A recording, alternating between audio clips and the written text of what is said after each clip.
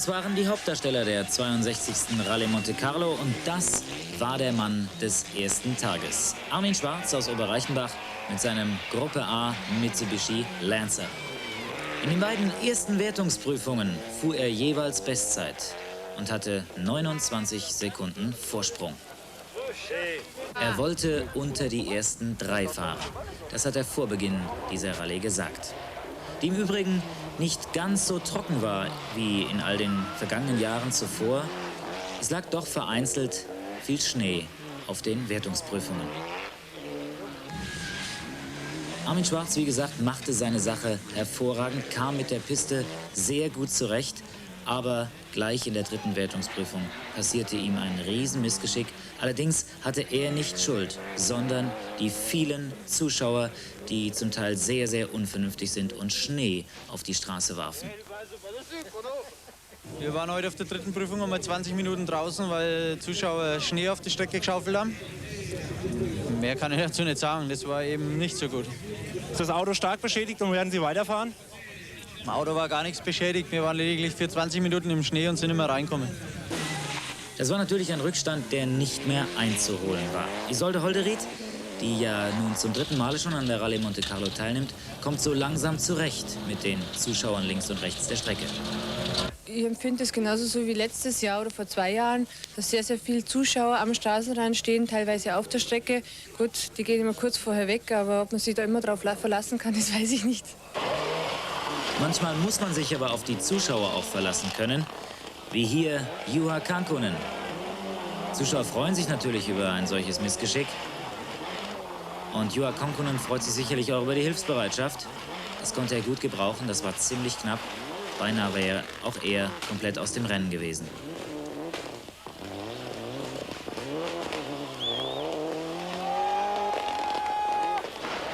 Dann wäre es ihm auch gegangen wie Colin McRae, dem das Gleiche passierte wie Armin Schwarz. An der gleichen Stelle flog er raus und verlor annähernd 20 Minuten, ebenfalls nie mehr aufzuholen. Es war schwierig in diesem Jahr. Trockener Asphalt, nasser Asphalt, viel Schnee, aber auch einige Eisplatten. Das macht die Sache natürlich sehr gefährlich. Man weiß gar nicht, wie viel Gas man geben kann.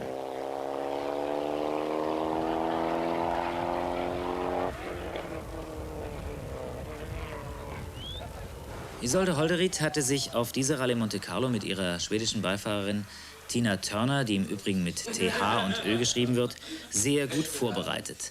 Sie war zusammen mit Armin Schwarz zum Training gekommen und sie konnte sich von Armin Schwarz auch sehr viel abschauen. Sie setzte sich sogar mal neben ihn und sie fuhren einige Prüfungen ab und da konnte er ihr viel erklären. Ja, normalerweise kann ich das auch nicht auf dem Beifahrersitz sitzen, aber beim Armin sitze ich mit daneben, das macht mir nichts aus, ich habe das Vertrauen dazu. Und ich habe einen riesen Vorteil, dass man der Armin unheimlich viel zeigen kann und erklären kann. Und wenn ich 100 Fragen habe, dann beantwortet er mir 100 Fragen, wenn ich nur eine habe, nur eine. Also der nimmt sich Zeit und erklärt mir das auch gern. Armin Schwarz, deutscher Rallye-Meister 1987 und 88. 1990 sein Rallye Monte Carlo Debüt, da war er 5. 1991 4., 1992, da flog er raus, da fuhr er gegen eine Mauer.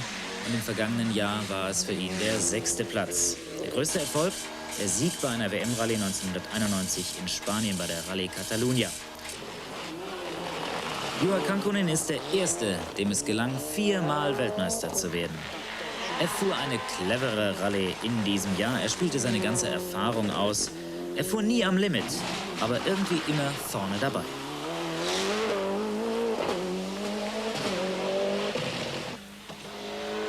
Das ist einer der starken Ford Escort Cosworth, am Steuer Miki Biasion aus Italien.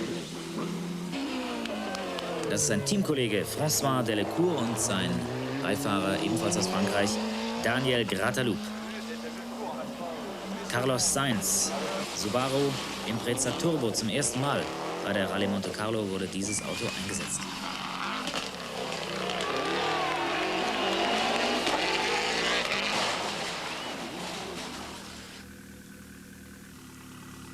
Der Rallye Tross war zu diesem Zeitpunkt weit weg von Monte Carlo. Der Start zu den Wertungsprüfungen und das Ziel der ersten Etappe war Valence, liegt direkt an der Rhone. ungefähr 100 Kilometer südlich von Lyon. Östlich und westlich, rund 100 Kilometer weg von Valence in der Landschaft, da spielt die Musik. Da gibt es die abgesperrten Strecken, wunderschöne Sträßchen, die man als Tourist vielleicht genießen könnte, aber als Rallyefahrer bearbeiten muss.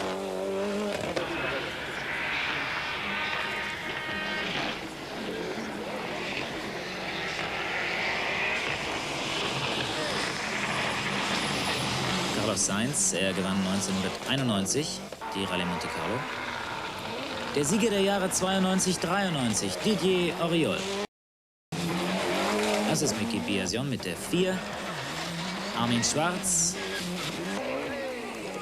und François Delcourt. Alles turbogeladene Fahrzeuge.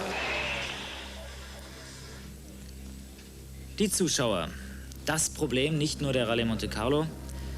Sie gehören aber irgendwie dazu. Die Piste ist nun mal die Arena und die Böschung hat keine Absperrgitter.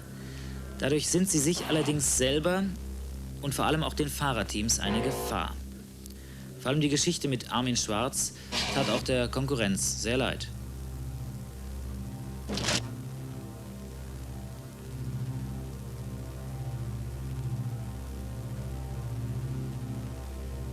Das ist schwierig zum Fahren. Die Zuschauer heben dann Schnee auf die Straße nach der Eisbühne und du musst nach jeder Kurve also richtig aufpassen, ob das geht oder nicht geht. Du kannst niemals Vertrauen haben.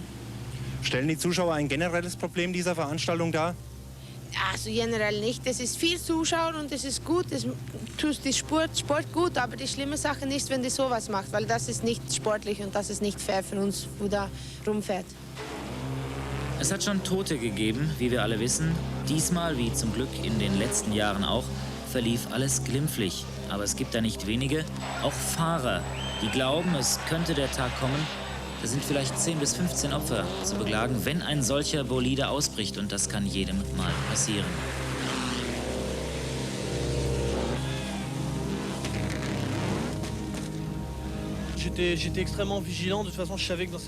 Ich bin ziemlich sauer, dass die Zuschauer Schnee auf die Straße werfen. Ich dachte nicht, dass das irgendwie nochmal passiert. Eigentlich sollten die Fans, die das sehen, diejenigen, die das tun, zurückhalten. Irgendwie ist es ein Riesenskandal.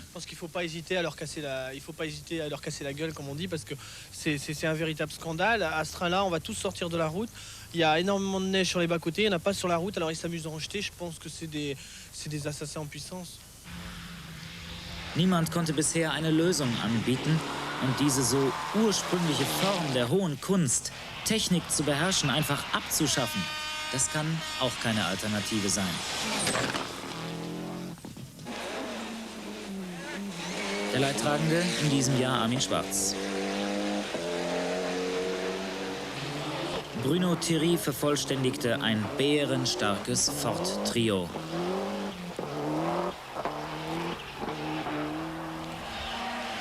Das ist der Publikumsliebling Jean Ragnotti mit seinem Renault Clio. Seit rund 20 Jahren fährt er die Rallye Monte Carlo. Das sind die Stars der Rallye. Zum Beispiel Kenneth Eriksson, der Teamgefährte von Armin Schwarz. Und natürlich Mickey Biasion, der auch schon zweimal Weltmeister war. Der amtierende Weltmeister Juha Kankkunen. Colin McRae, der Brite. Aber es gibt eben auch sehr viele, und das ist die Mehrheit, Privatteams. Wie hier Horst Rotter, Kfz-Meister in Kassel, und sein Beifahrer Andreas Graf Praschma aus Essen. Aber was heißt Beifahrer?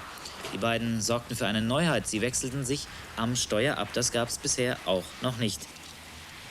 Und die Stimmung war gut im Team. Wir haben viel gute Laune und ja, flachsen viel rum. Egal wer fährt, ich glaube, keiner hat Angst vor den anderen. Nee, auch morgen, wenn es richtig losgeht, das kriegen wir schon hin. Der bonbonfarbene Opel Astra GSI, am Ende 44. Ein hervorragender Platz.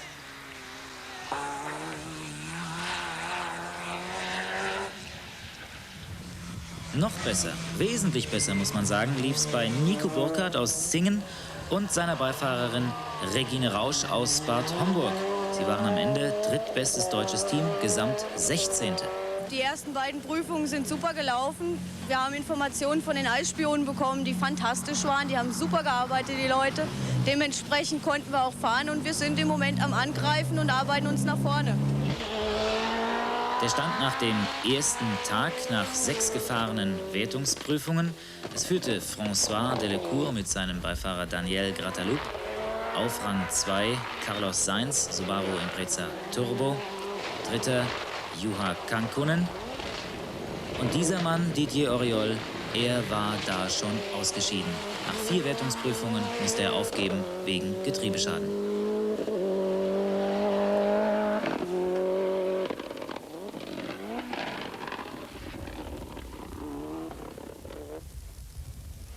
Nur noch 14. mit über 15 Minuten Rückstand, nicht mehr aufzuholen.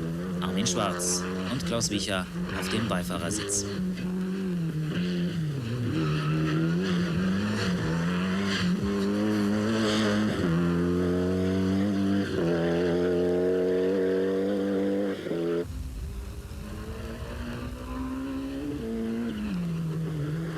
Und er machte gleich am ersten Tag seine Ambitionen auf den Gesamtsieg deutlich.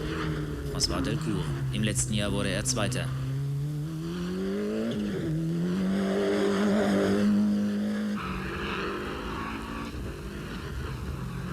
Auch der unglückliche Colin McRae, der ja an der gleichen Stelle wie Armin Schwarz rausflog, er fuhr weiterhin sehr bravourös, aber es nutzte nichts mehr. Der Abstand war viel zu groß, über 20 Minuten hatte er schon Rückstand.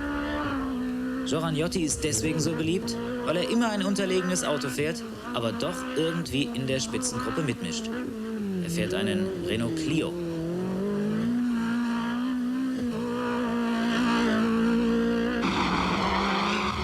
hier gibt es mal eine recht gute Möglichkeit, die verschiedenen Kurventechniken der Spitzenpiloten zu beobachten. Wie schnell sie an die Kurve ranfahren, wann sie abbremsen, wie sie die Kurve nehmen. Das ist Carlos Sainz. Wie macht er es? Fährt eng diese Kurve an. In den Beschleunigungswerten sind diese Fahrzeuge alle gleich. Sie sind auf 300 PS limitiert, aber man munkelt, dass jeder ein bisschen mehr unter der Haube hat.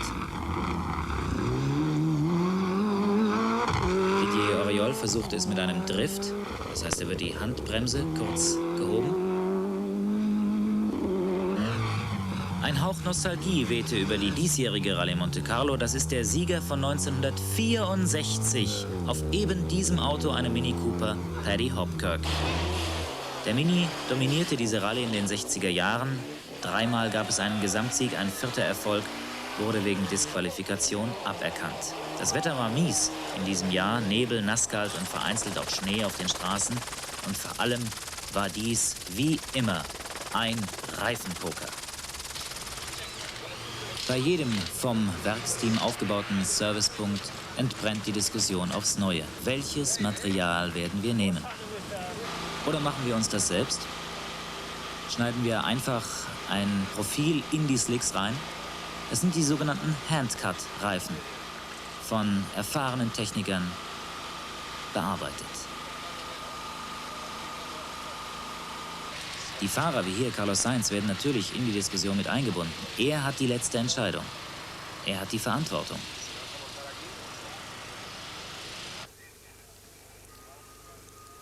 Um die Reifen auf die richtige Temperatur zu bringen, werden Techniken aus der Formel 1 verwandt.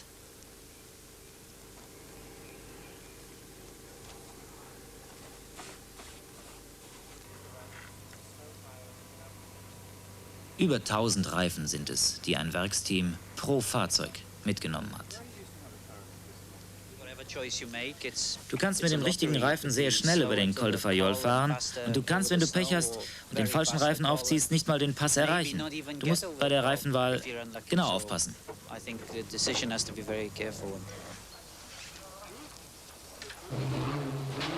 Das ist eine der wenigen, aber umso spektakuläreren Ortsdurchfahrten auf der Wertungsprüfung 12 in einem kleinen Nest namens Asprey-les-Corps. Hier ist das ganze Jahr nichts los, aber einmal im Jahr so richtig was. Proteste gibt es hier keine. Die Franzosen freuen sich einmal im Jahr auf ihre Rallye Monte Carlo, auch wenn es mit der Nachtruhe nichts wird.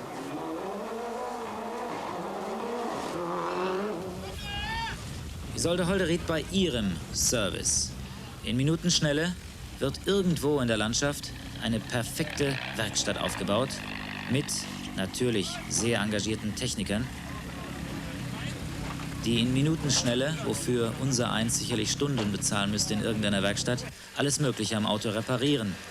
Wie, und das war bei Isolde Holderried immer nötig, die Bremsen.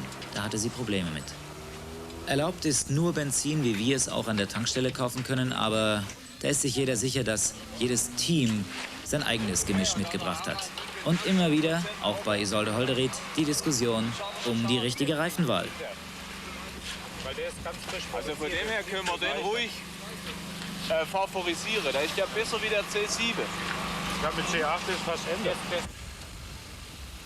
Wie immer der C7 aussieht, Isolde Holderried fuhr meistens einen R95 und wie der aussieht, wer weiß das schon. Die Stoppuhr läuft natürlich nur auf abgesperrten Strecken. Der Weg dorthin allerdings läuft über normale Landstraßen. Und da gibt es auch für die Rallyefahrer, und die bilden da keine Ausnahme, ganz unnatürliche Barrieren. Wenn zum Beispiel ein Bus klemmt. Aber Rallye-Teams haben während einer solchen Veranstaltung ein extremes Vorfahrtsrecht und fahren vorsichtig, wie hier François Delecourt, weil die Autos sind sehr, sehr teuer.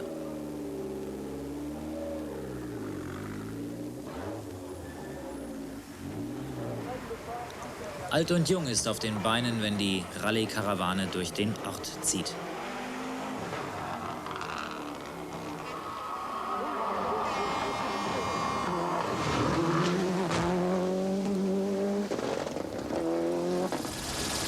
Studien aus dem Hubschrauber, Studien zu Juha Kankkunen und seinem britischen Beifahrer Nicky Christ. Nicky Christ saß übrigens im letzten Jahr noch an der Seite von Armin Schwarz. Juha Kankkunen hat die Rallye Monte Carlo nie gewinnen können, obwohl er 4-mal Weltmeister war. Seine große Karriere begann 1983.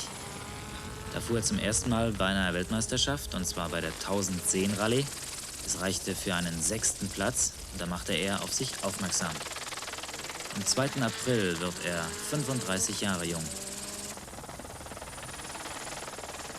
Hobbys, Golf und Fischen.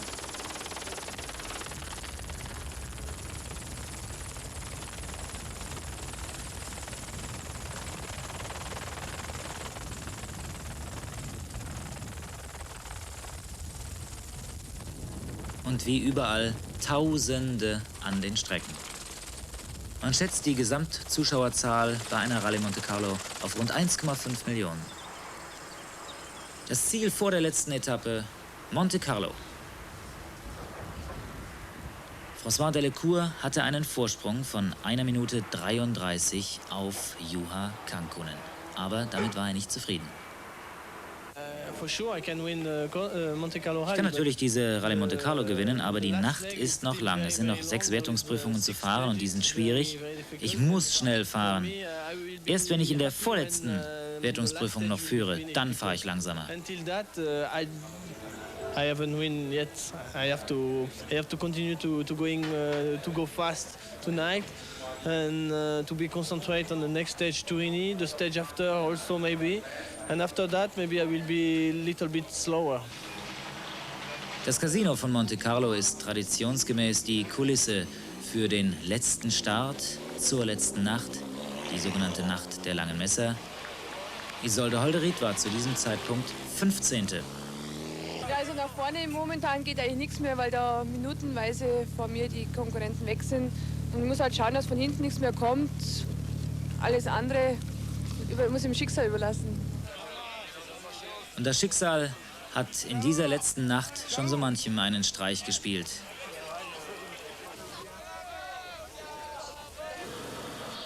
Die 3.000, 4.000 Zuschauer oben auf dem Col de Turini sind Stunden vorher schon dorthin gekommen. Und sie werden Stunden brauchen, um wieder runterzukommen, denn nur kleine Sträßchen führen zum Mekka des Rallye-Sports. Wenn man auf dem Col de Torini Licht am Ende des Tunnels sieht, dann ist tatsächlich das Finale eingeleitet.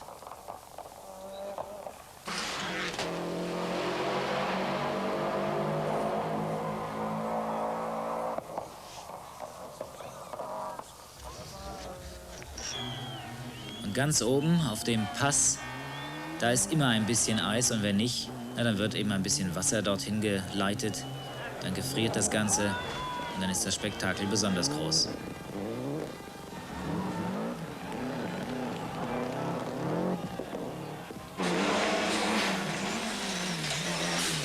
Armin Schwarz fuhr hervorragend, auch in dieser letzten Nacht, aber mehr als Platz 7 war natürlich am Ende nicht drin. Es ist PM Geno, ebenfalls Ford Escort Cosworth. Er ist der Sieger in der Gruppe N, also bei den seriennahen Fahrzeugen. François Delecourt auf dem Weg ins Ziel. Für ihn war es natürlich ein ganz großer Moment und er hatte Tränen in den Augen, denen er sich nicht schämte. Für ihn ging wirklich ein Traum in Erfüllung.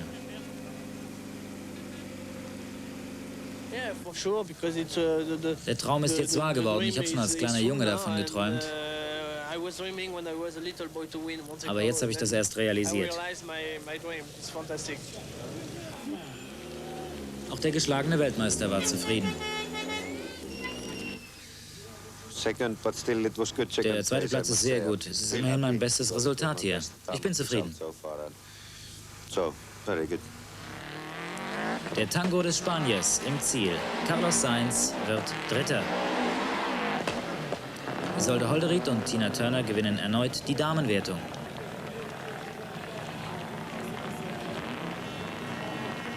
Wir haben diesmal den Hattrick geschafft und bei der Monte gilt es schon was, wenn man den Coupe des Dames gewinnt. Aufgrund dessen, was alles die letzten 4 Tage passiert ist, also sind wir wirklich glücklich beide.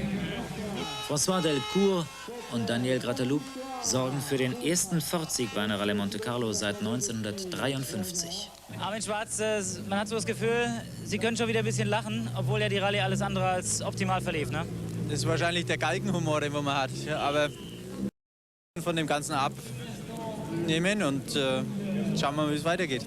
Klaus Wicher, die ominöse Wertungsprüfung 3. Aus Ihrer Sicht, wie ist das gelaufen? Ja, wie gesagt, wir haben also von den Eiscrews die richtigen Noten gehabt. Es war von La Chaux-Raphael runter zum Ziel noch ca. 6 Kilometer. Und mehr oder weniger alles schneefrei und eisfrei. Und dann sind wir halt um so eine Linkskurve gekommen, wo man nicht einsehen konnte. Und da war halt auf einmal Schnee gewesen. Und vermutlich von Zuschauern reingeschaufelt, weil wir haben keine Fahrspuren und nichts gesehen. Und da, wo man das realisieren konnte, da war es auch schon zu spät gewesen, um zu reagieren. Isolde Holderried, und das ist das erfreuliche Ergebnis aus deutscher Sicht, gewinnt mit ihrer schwedischen Beifahrerin Tina Turner zum 3. Male hintereinander die Damenwertung der Rallye Monte Carlo.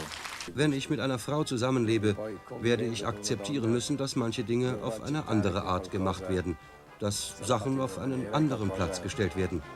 Aber das gehört auch zum Leben.